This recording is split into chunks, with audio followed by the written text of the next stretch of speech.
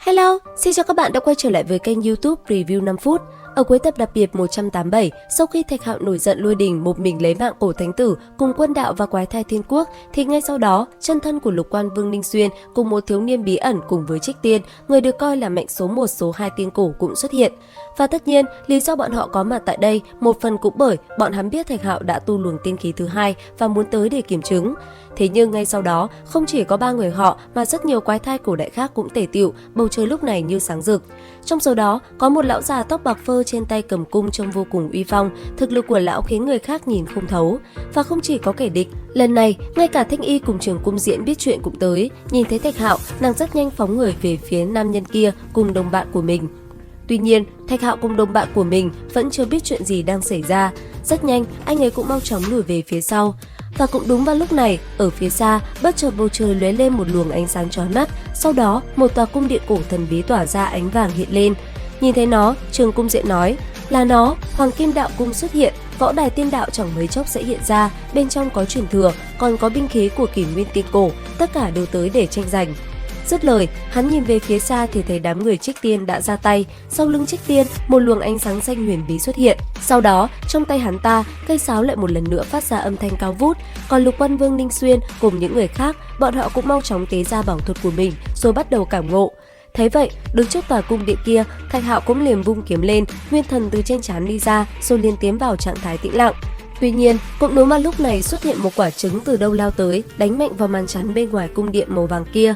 Rất nhanh, có người nhận ra đó là tiên thai, còn quả trứng kia, nó mặc cho bức tường ngăn cách màu vàng kia ngăn trở mà vẫn nỗ lực tiến vào bên trong. Và rốt cuộc, một vụ nổ ầm ầm cuối cùng cũng bạo phát, sau đó tiên thai như còn chút hơi thở tàn cũng tới được bên trong tòa cung điện.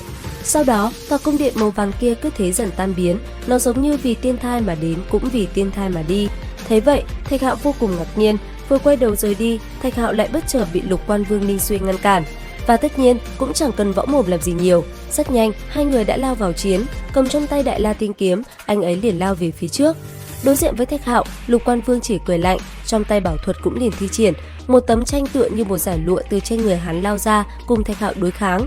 Cứ như thế, một trận kịch chiến diễn ra. Tuy nhiên, khi hai người đang chiến, Lục Quan Vương Ninh Xuyên lại đột nhiên bị đẩy bay ra xa, một cái màn chắn liền xuất hiện ngăn cách Thạch Hạo với không gian bên ngoài. Từ bên trong đó, thân ảnh của vị lão nhân cầm cung xuất hiện. Thấy vậy, Thạch Hạo kinh ngạc, quả nhiên lão ta tu vi cũng phải là thiên thần. Nghĩ tới đây, anh ấy liền lùi lại, bộ dáng có chút đề phòng. Còn vị lão nhân kia, theo lời của ông ta, ông chính là Mã Nguyên. Lần này, ông được người khác nhờ tới để lấy mạng Thạch Hạo. Thế nhưng, khi thấy Thạch Hạo tu ra luồng tiên khí thứ hai, lão ta đã đổi ý và chỉ muốn mời Thạch Hạo về tộc mình một chút. Đáng tiếc, Thạch Hạo đã phát hiện ra tâm cơ muốn đoạt xác của lão, bởi vậy rất nhanh, anh ấy liền phản bác và cùng lão già kia võ mồm. Sau một hồi, Thạch Hạo quyết định lập bàn cờ, phá giới phù trên người liềm phóng ra, muốn phá tan màn chắn kia, thế nhưng vẫn không được. Nhưng tưởng vừa bắt đầu, Thạch Hạo đã gặp khó thì không, nguyên thần của anh ấy lại bất chợt từ trong mi tâm phóng ra rồi lại thụt vào. Tới đây, Thạch Hạo vô tình cảm nhận được nguyên thần lực của mình tăng vọt, loáng thoáng lại có thể chống lại uy thế của thiên thần. Ở bên ngoài, chứng kiến cảnh tượng này, bé thỏ cũng mơ hồ phát hiện ra điểm tốt của Thạch Hạo và nói cho mọi người cùng biết. Còn Thạch Hạo và lão già kia, sau khoảnh khắc nguyên thần xuất hiện, cả hai võ mồm một hồi. Ngay sau đó trong tay Thạch Hạo, lò luyện đan cùng Đại La Tiên Kiếm đã liền xuất hiện rồi chỉ thẳng về phía trước. Ngay sau đó, cả hai đã liền lao vào nhau mà chiến một trận hết sức quyết liệt. Cứ như thế, giữa không trung, bảo thuật của Thạch Hạo không ngừng xuất ra. Tuy nhiên, lão gia hỏa kia cũng chẳng yếu, từ trên người hắn, bảo thuật chỉ nhảy xuất ra, hắn đã phá tan công kích của Thạch Hạo. Chẳng những vậy, sau khi thấy Thạch Hạo sử dụng ra tiên khí, lão ta càng vui mừng, ánh mắt tham lam muốn chiếm toàn bộ mọi thứ của Thạch Hạo hiện ra.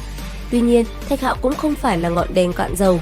Rất nhanh, bằng vào sự mạnh mẽ cùng khôn ngoan của mình, sau một hồi giao chiến, anh ấy rốt cuộc cũng khiến lão gia hỏa kia khốn đốn. Cứ thế, kết cục của lão ta là chịu trận, cuối cùng phải bỏ trốn khỏi nơi này. Trận chiến giữa Thạch Hạo và một tên thiên thần chấm dứt. Đến đây thì hết tập 188 Thế giới hoàn mỹ. Xin chào và hẹn gặp lại các bạn ở những video tiếp theo.